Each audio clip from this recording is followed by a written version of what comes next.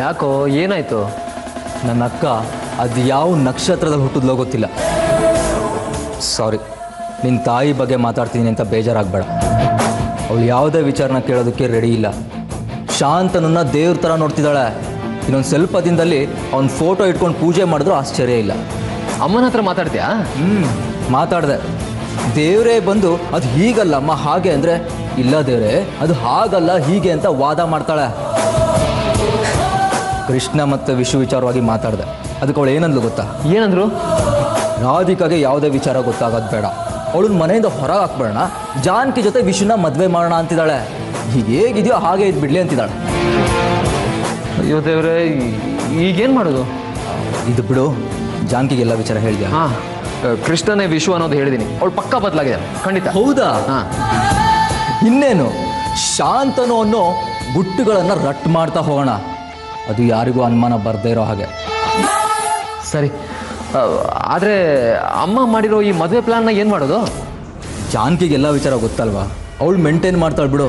ನೋಡೋಣ ಅಕ್ಕನ ಬದಲಾಯಿಸ್ತಾಳೋ ಅಥವಾ ಬೇರೆ ಏನಾದರೂ ಮಾಡ್ತಾಳೋ ಅಂತ. ಅಮ್ಮ ಮಗಳ ಜುಗಳು ಬಂದಿನ ನೋಡ್ತಾ ಮಜಾ ತಗೊಳ್ಳೋಣ.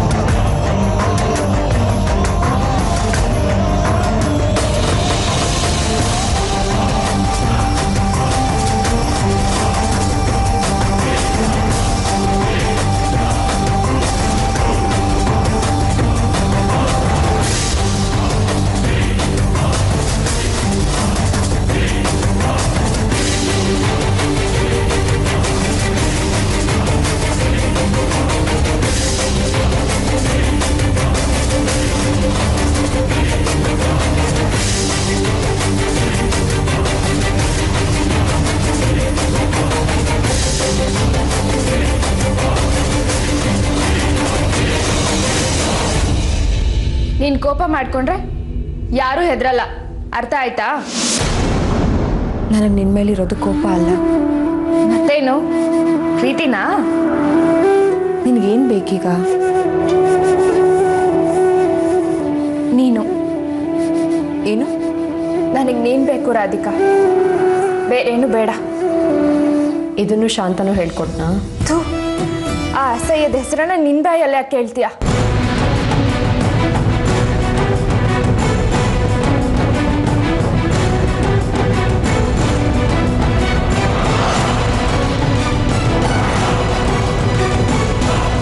ಶಾಂತನು ಅನ್ನೋನು ಹುಚ್ಚನಾಯಿ ಅಂತ ಗೊತ್ತಾದ್ಮೇಲೂ ಅವನ ಬಗ್ಗೆ ಯಾರಾದರೂ ಯೋಚನೆ ಮಾಡ್ತಾರಾ ಹೇಳು?